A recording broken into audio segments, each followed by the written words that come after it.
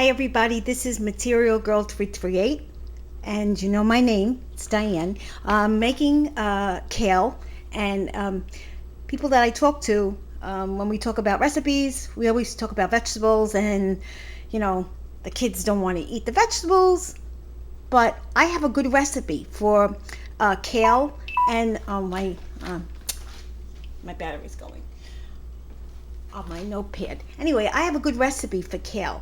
The kale comes in three different kinds. There's the squiggly one, there's the Russian kale, and then there's the other one that's a little bit purple. I tried them all, and they're all delicious. And kale is a very unique flavor. It can be bitter, so almost like broccoli rabe. Broccoli rabe is bitter too, but I love that bitterness. This is what I do. Scoop it off, with your hand, go like this, and pull all the leaves off the stem. And then I chop it up in very, very, very tiny, tiny, tiny pieces, okay? The little pieces. And then I put them in the bowl. So this is going to be two parts. So you could see it's very small. Of course, it's very thick. It's a lot of fiber to it. Anyway, there's my hand.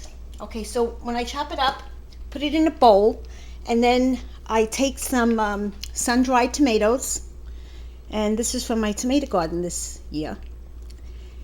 And I have a lot. I planted a lot of tomatoes. I use either pecans or almonds, depending on what you have.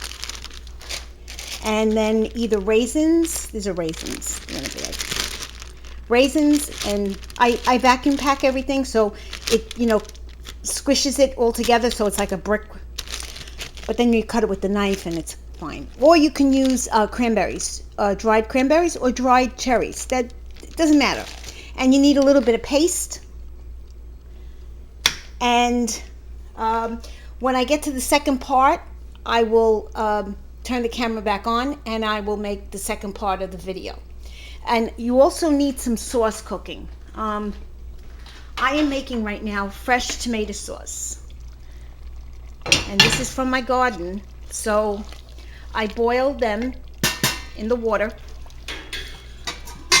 Here's the water, okay? I boiled them till the skin got very soft, and then I put them in an ice bowl with ice water, and you scoop the skin off of it, and then I use my my electric blender, and I just mashed my tomatoes, and I sauteed some oil and garlic, about 7. I use a lot of garlic. I put about 7 cloves of crushed garlic, chopped very, very fine, and I'd say about a 3/4 of a cup of onions. Saute your onions and your garlic in the olive oil, and then you add your tomatoes. And the tomatoes, you got to add pepper and salt. And I put 2 scoopfuls like this. See, scoopfuls of sugar. Not a lot, but just a little bit. And it depends on the size of the tomatoes. And then you let it cook. When it comes to the first boil, I have baking soda,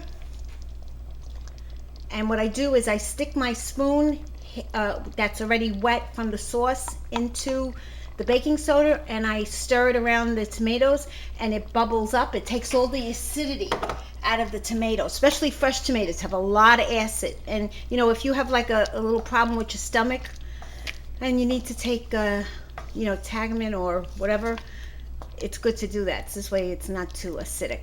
Anyway, and then I put fresh basil. This is from my garden. Fresh basil in, and just let it cook. And then when I do the second video, I'll show you why you need the sauce for the kale. Okay, thank you guys. Bye.